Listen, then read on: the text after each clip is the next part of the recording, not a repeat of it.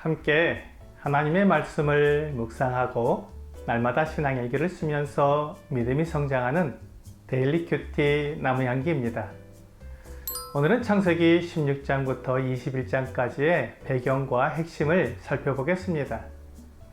오늘 본문은 하나님께서 아브라함과 사라에게 아들을 주신다고 하신 약속이 어떻게 이루어지는지를 보여주고 있습니다.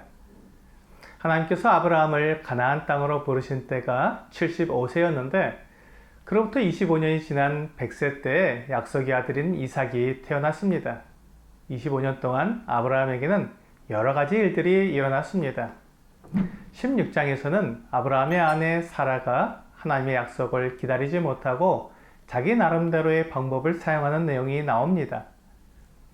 사라가 자기 여종 애굽 사람 하갈을 아브라함에게 첩으로 주어서 자식을 낳게 한 것입니다.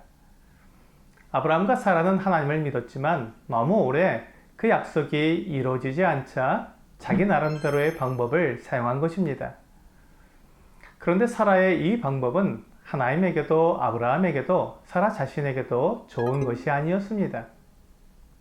사라의 생각대로 하갈이 임신을 했지만 그때부터 하갈이 사라를 무시하고 멸시했습니다. 결국 사라가 남편 아브라함에게 하갈에 대해 원망하자 아브라함은 하갈은 사라의 여종이니 사라가 원하는 대로 하라고 말해 주었습니다. 그래서 사라가 하갈을 학대하자 하갈이 집에서 도망쳤습니다. 하지만 하갈은 아브라함의 자식을 임신하고 있었기 때문에 하나님께서 하갈에게 은혜를 베푸셨습니다. 하나님의 사자가 하갈을 만나 그의 주인 사라에게로 돌아가라고 말해주고 그가 아들을 낳을 것인데 이름을 이스마엘이라고 하라고 말해 주었습니다. 그리고 그 아이가 들나귀처럼 될 것이라고 말해 주었습니다. 이스마엘은 지금의 베두인계 아랍 족속의 조상입니다. 사라가 하나님의 약속을 기다리지 못하고 자기 생각대로 행한 결과로 수천 년 동안 이스라엘과 대항하는 민족이 생겨나게 된 것입니다. 이스마엘이 태어났을 때 아브라함의 나이가 86세였습니다. 그리고 하나님께서 아브라함에게 나타나신 때는 아브라함이 99세였습니다. 이스마엘이 자라나는 13년 동안 하나님과 아브라함 사이에 교제가 없었는데 이제 99세가 된 아브라함에게 하나님께서 나타나셔서 아브라함이 여러 민족의 아버지가 될 것이라고 말씀해 주셨습니다. 그러면서 위대한 아버지라는 뜻의 아브라함이라는 이름을 여러 민족의 아버지라는 뜻의 아브라함으로 바꾸어 주셨습니다. 하지만 아직 그에게는 아들이 없었습니다. 하나님은 아브라함과 할례의 언약을 맺으셨습니다. 아브라함에게 속한 남자들은 모두 할례를 받으라고 말씀하셨습니다. 할례를 받으면 하나님께서 그와 함께 하셔서 그를 보호하시고 그의 하나님이 되어주신다는 언약이었습니다. 대신 아무도 차별 없이 다 할례를 받아야 했습니다. 하나님은 이렇게 이스라엘 민족을 여러 민족들 중에서 구별하셨습니다. 그리고 이스라엘 사람들도 그들이 하나님께 속했다는 것을 알게 하셨습니다. 하나님은 아브라함의 아내 사라의 이름도 사레에서 사라로 바꾸어 주셨습니다. 여주인이라는 이름을 여러 민족의 어머니라는 뜻으로 바꿔주신 것입니다. 그리고 사라가 아브라함에게 아들을 낳아줄 것이라고 약속해 주셨습니다. 하지만 아브라함이나 사라나 하나님의 이 약속을 믿을 수 없었습니다. 아브라함의 나이가 99세이고 사라의 나이가 89세였기 때문이었습니다. 하지만 하나님께는 이루지 못하실 일이 없습니다. 하나님은 사라가 낳을 아들의 이름을 이삭이라고 지어주셨습니다. 18장에서 하나님께서 아브라함의 장막을 방문하셨습니다.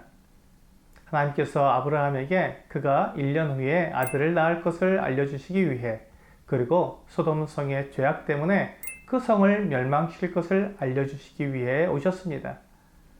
소돔 성에는 아브라함의 조카 롯이 살고 있었기 때문에 미리 알려주신 것이었습니다. 아브라함은 천사들이 누구인지 알지 못했지만 자기 장막에 온 손님이었기 때문에 최선을 다해 대접했습니다. 그러자 하나님의 천사가 아브라함에게 내년 이때쯤에 아들을 낳을 것이라고 말해 주었습니다. 아브라함과 사라가 믿지 못했지만 천사들은 아브라함에게 그 약속이 확실하다고 말해 주었습니다. 그리고는 소돔성을 향해 떠나갔습니다. 아브라함은 천사들을 배웅하기 위해 따라갔는데 한 천사가 아브라함에게 소돔성으로 가는 이유를 말해 주었습니다. 소돔성의 죄악이 극에 달해 그들을 멸망시키려고 한다는 것이었습니다. 아브라함은 조카 롯이 생각이 나서 소돔성의 멸망을 막으려고 중보를 했습니다. 소돔성에 의인 50명이 있다면 어떻게 하겠냐는 아브라함의 말에 하나님의 천사는 멸망시키지 않겠다고 했습니다. 아브라함은 이제 50명에서 45명으로, 45명에서 40명으로, 40명에서 30명으로, 30명에서 20명으로, 20명에서 10명으로 숫자를 줄여가며 롯의 가족이 소돔에서 멸망하지 않도록 중보를 했습니다. 그러나 19장에서 두 천사가 소돔에 이르렀을 때 소돔성에서 의인 10명을 찾지 못했습니다. 소돔성 사람들은 그들의 멸망이 코앞에 이른 것을 알지 못한 채 롯의 집으로 가서 천사들을 내놓으라고 요구했습니다. 소돔성 사람들은 그 두 천사를 동성애의 대상으로 삼고 싶어 했습니다. 소돔의 죄악됨이 얼마나 컸는지 분명하게 보여주는 모습입니다. 아브라함을 떠난 롯은 이런 곳에서 살고 있었던 것입니다.